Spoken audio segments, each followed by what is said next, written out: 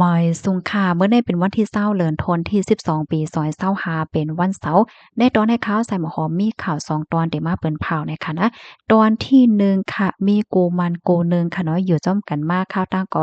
ไปป้อหึงสังเนี่ยค่ะเข้าย่ำสืบมาฝ่ายผู้ใจายก็ย้อนถอนมันก็เปิดหันถึงว่าผู้หญิงในกินลงแห้งหนาอาลาหรือสินั่นก็ให้ผู้หญิงในสายเตียนปันกาใจใจายทั้งหมดป้าเจียมกาซื้อกลปิดกลปอดนะคะข่าวเที่ยงตอนหนึงค่ะได้ก็ กูฮักกูหนึ่งกว่าถ่ายหางกึกนำตกเมื่อพ้องตีนทำลกนำนองเลยค่ะนะได้ก็มีคนปันตั้งหันถึงเลยทัดสังตั้งนำเลยค่ะเนาะอ่อนตั้งเปิ้นได้ก็เข้ามาถ่อมด้วยข่าวงาโหในอ่อนตั้งเนี่ยค่ะได้ก็มีกูมันกูหนึ่งค่ะเนาะฝ่ายผู้ใจในชื่อห้องว่าแซ่เหอผู้หญิงซ้ำเป็นแซ่ว่างค่ะค่ะสองก็ได้เป็นก้นที่อยู่หมู่บ้านเดียวกันตีในเวงฮาปิ่นเมืองแขนะคะเอาขาโหจักกันผ่านตั้งแม่สื่อ แม่เขียวอันว่านั่นค่ะเนาะข่าวยามสืบมาเนี่ยก็ไล่ตกลงเป็นกูมันกันเฮ็ดจังได๋ฝ่ายผู้จ่ายเนี่ยก็มอบเงินมันปันฝ่ายนางยิ่งได้20,000หยวนเพราะว่าเงินไทยเนี่ยก็ได้ตกอยู่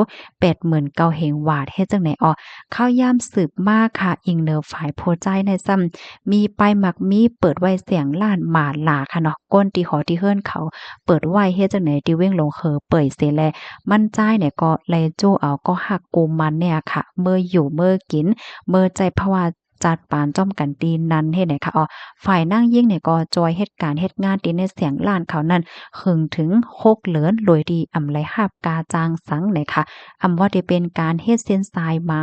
การหางแฮนโคกขวางพะเยอนางเขียวเมื่อได้เปิดเสียงเปิดล้านว่าโคมป้าถึงเฮ็ดลองหมดใสตีเสียงตีล้านและเจ้าในเนี่ยค่ะ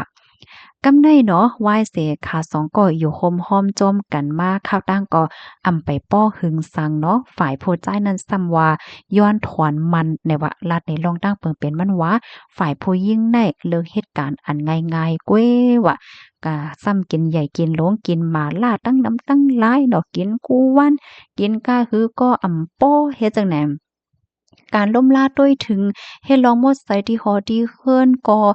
เต็มโทนเหมือนมือใหม่ๆเฮ็ดจังได๋นั้นค่ะน่ะเนาะมั่นใจเนี่ยก็วนหันถึงว่าเพราะว่าแต่หน้าเฮือนจอมผู้หญิงก็ได้ก็ซุ่มตื่นลางยาวเฮ็ดจังได๋ค่ะว่าก็จังไรเต็บตัดใจเหี่ยวก็ย้อนถอนมันให้แหน่ค่ะอ้อ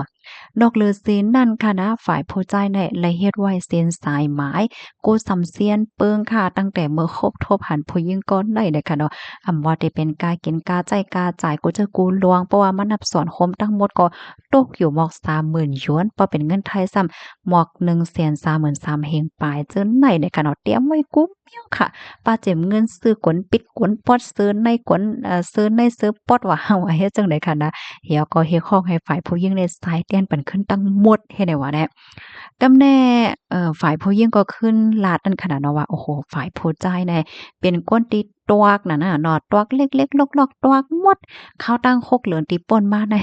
มันนางเนี่ยก็เลยตื่นตั้งแต่เจ้าเมืองไปเลี้ยงเนาะเปิดตาหางแฮนพักเยอะนางเขียวโคขวางตาที่เปิดเสียงเปิดร้านเฮ็ดจังได๋มืออวดมันนางก็ซำโปเลี้ยงซำโป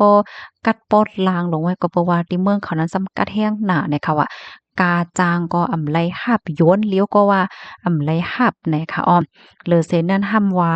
ญาโพดใจายย้อนให้สายเตียนปั่นขึ้น โคมทั้งหมดที่โพเจ้าย้อนคืนในก็หมอก50,000หยวนพอตรงเงินไทยก็หมอก223,000เฮงปลายเจ้าไหนมานั่งหันถึงว่ามันเพ่งเป้งเปลี่ยนทำให้ในนั้นคันน่ะ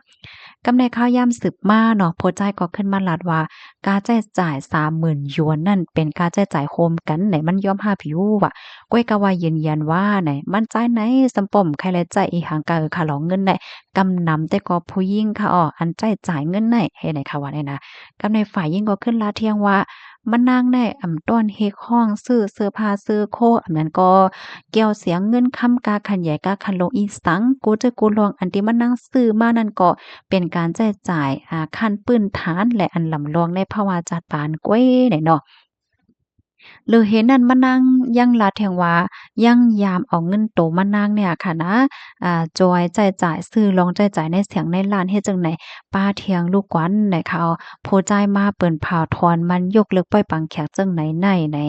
มันนางก็ยินใจอำลีเนี่ยค่ะเสียแลงเงินอันดีใจจ่ายเมื่อป่นมาจังไหนก็ผู้จ่ายในกึ่งลีไหลมา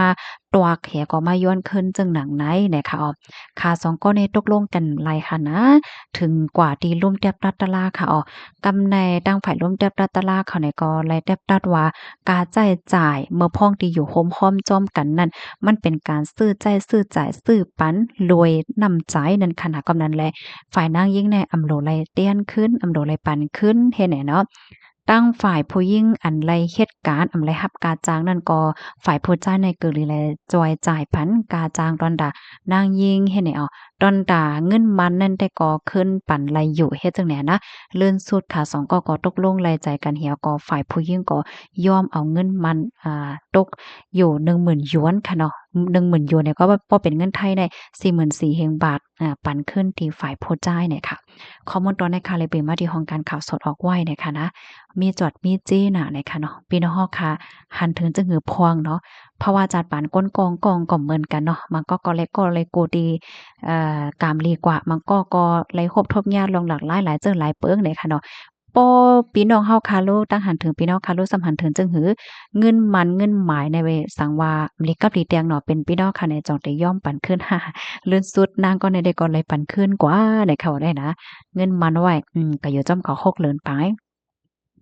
กำในเฮาค่ะมาถ่อมด้วยข่าวเงาหลากหลายเที่ยงโหหนึ่งในก็มีโกฮักโกหนึ่งเนาะกว่าไถเคียบหางเป็นที่ไม้ต้วงลึกๆซ้ำกว่าไถที่น้ำทมน้ำนองให้ในว่าเนี่ยมือป่นมาอำไปป้อหึงสังในกุ้ยเนี่ยค่ะมีก้น2ก้อที่เรียกว่า2ก้อโผเมยาวเนาะก็เพราะว่าเขาเนี่ยก็ลงลายมือเอากันยาวเนาะอยู่ไว้ที่เมืองอินโดนีเซียนะคะกว่าไถแค่พางที่ไม้ต้องกึกกันตีน้ำตกตีหนึ่งเฮ็ดจังได๋เบิดเดมันแน่ เขาก็วนว่าเตไหลหังน้ำตกหังหลีหังงามเฮ็ดจังได๋ค่ะกว่าเนาะก้วยกาซ้ำกว่าหญ้าเมื่อพองไว้หลังฝนตกเฮ็ดให้แลน้ำก็เป็นสีจังหนังที่เฮาหันในยาวเฮ็ดจังได๋ค่ะค่ะสองก้อนได้ได้ก็เจ้าสาวเนี่ยจื้อห้องว่าแองเจลินาเนาะเจ้าหม่าวซ้ำเป็นจื้อห้องว่าลิสกี้ค่ะค่ะสองก็เลยลงลายมือเอากันเป็นตั้งการเมื่อวันที่28เดือนธันวาคมที่12ปี2024ที่ป่นมาเสียก็มีแผนที่จะเฮ็ดปล่อยปังแขกในเดือนธันวาคมที่9ปี2026เนี่ยค่ะไว้หลังเสเก็บหางขาเลยเปิ้นแพกว่าเนื้อสื่อตรงก้นเหย้าก็มีกวนมาปันตาหันถึงตั้งนำตั้งหลายมานเจอก็ว่าโอ้เฮียงและซ้ำกว่าถ่ายเฮ็ดสังเมื่อพองตีนน้ำลกน้ำทมน้ำนองจังไหนมันหลีโกน่ะจังเป็นเพไหนเนาะมันก็ว่าโอ้หังหลีอ้อหลีตื่นเต้นหลีมันเหมือนไผว่ะนะตั้งฝ่ายเจ้าสาวได้ก็ว่ายินหลีรับตอนตั้งหันถึงกูก็กูก้นอันกูก็กูก้นปันตั้งหันถึงมานั่นก็เตเอามามนต์เมษเสให้เป็นตอนสอนกว่าเมื่อนานเนี่ยค่ะเนาะมันก็ว่ากามหลีอะตีจื้ออันก็ไทยห้างก็หังรอดเพหลีมาในเนาะก้อยกะว่าป้อกึ่งหลีเขาจำเงาลายปื้นตีอันจังเป็นเพอำสังถกโกจังเตอเคิกลองรอดเพเลยเจ้าเนี่ยเนาะค่ะนี่ก็เป็นข่าวเงาหลักๆไล่ๆค่ะเนาะมาอบมารัดมาใครในเป็นพี่น้องเฮาค่ะคอมเมนต์ตอนนี้ก็ค่ะเลยเบิ่มาที่ห้องการข่าวสดออกไว้เนี่ยค่ะนะหมอยสุงค่ะ